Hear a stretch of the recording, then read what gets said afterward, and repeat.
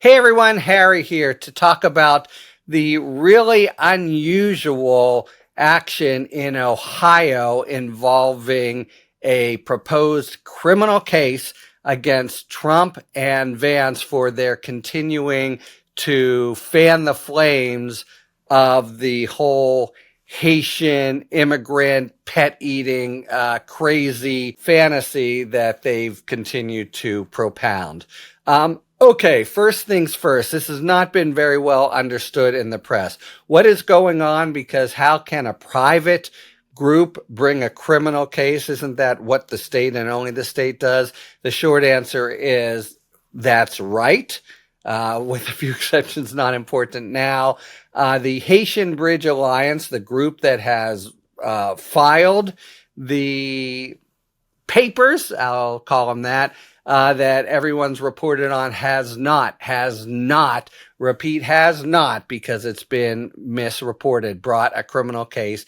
They do not have the power under Ohio law to do it. What they do have the power to do is in a certain class of crimes, and those crimes are so-called minor misdemeanors. An example might be, and is under Ohio law, bouncing a check. A private citizen can proffer information or evidence to what the law calls a reviewing official.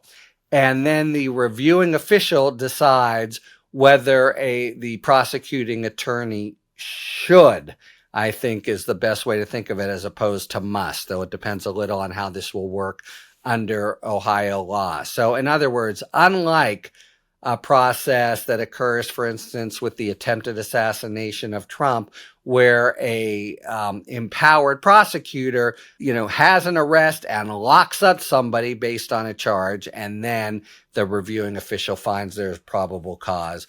All that's happened here is the Haitian Bridge Alliance, which is a nonprofit group that represents the interests of Haitians. And here that's what's at stake, right? The so-called 30,000 people are people from Haiti who have settled in Springfield by and large, clustered together doing work that others in Springfield wouldn't be doing. In other words, a typical immigrant success story in America.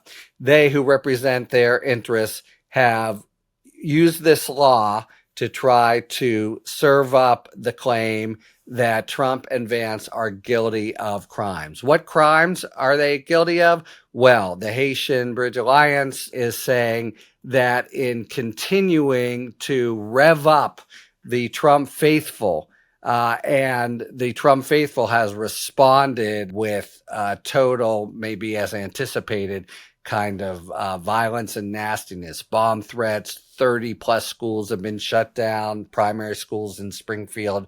They have gone through the code of these minor offenses and found 4 or 5 that they think could possibly apply. They are serving up the evidence to a reviewing official. The reviewing official is going to decide if there's probable cause, in which case the reviewing official refers it to the district attorney. Now, this district attorney has resisted the entreaties, which the Haitian group first made, to bring a case. So it'll be an interesting dynamic if the judge says, I think there's probable cause and you should bring a case. That would impose a real momentum to the Haitian group's efforts. Then the potential for a charge to be brought, which has not been brought yet. Would that charge be effective? And is this a whole nother prospect of holding Trump and Vance accountable for crimes? Very unlikely, it seems to me, for a number of reasons. But one of them is the sort of defense that Trump and Vance representatives have made in the public arena, namely, this is just political speech trying to talk about immigration policy and highlight the differences between bad old Biden-Harris and the very draconian approach that Trump-Vance would take. As such, it would be, if it even came up, considered under probably, you guys have heard this word, the Brandenburg standard. Is there a real chance of real and imminent harm by what Trump and Vance said? Is there causation of the phone calls, or is it really not close enough to pass a First Amendment test? I think it probably isn't. On the other hand, here's the one thing that I think is potentially in play and could matter, not for whether Trump and Vance get criminal convictions, but as has often happened when the legal and political worlds collide, for what it forces Trump and Vance to say. Because this refrain that they continue to plug of the problems in Springfield and the eating of pets and the like is basically concocted. Recall Trump said in the debate, well, I heard it on TV, and Vance as much as said that they made it up. If a reviewing official says there should be a charge and a DA follows suit, that's a legal proceeding, and Trump and Vance have to do something there. And typically what you would do is answer the complaint. And the question is whether it would showcase or even force them essentially to say, either back away from trying to defend the truth of it, or even say, maybe it's not true, but it doesn't matter. In other words, pull what you could say a Giuliani, who says all these complete whoppers in public, then he's sued, including civilly, which could happen here. You could see a civil suit being brought by the Haitian group or others. Whether it would play out before the election is much more in doubt, but you could see it happening. And then, as with Giuliani, you say all these whoppers, and then it actually comes down to court.